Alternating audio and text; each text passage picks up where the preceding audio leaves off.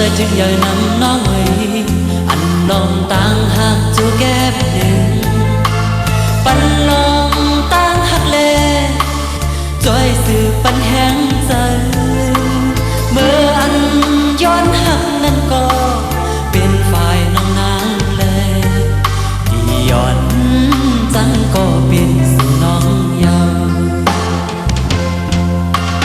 ลองอันปนก็ให้ปนกว่าลองอันสุดเตะใจตีคำซึ่งเสื่อไว้พี่อำทิ้งความสั่งเพื่อที่สองคู่เลยเพราะว่าปอดคงกลางในลองตีกึมมันให้มันคือมี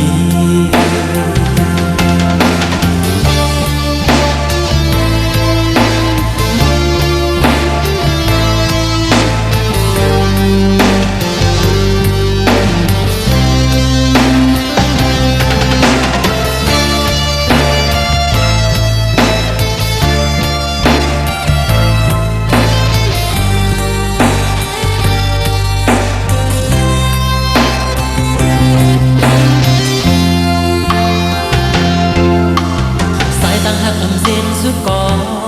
ที่ไล่โอดเยือนสิวังปันก็เป็น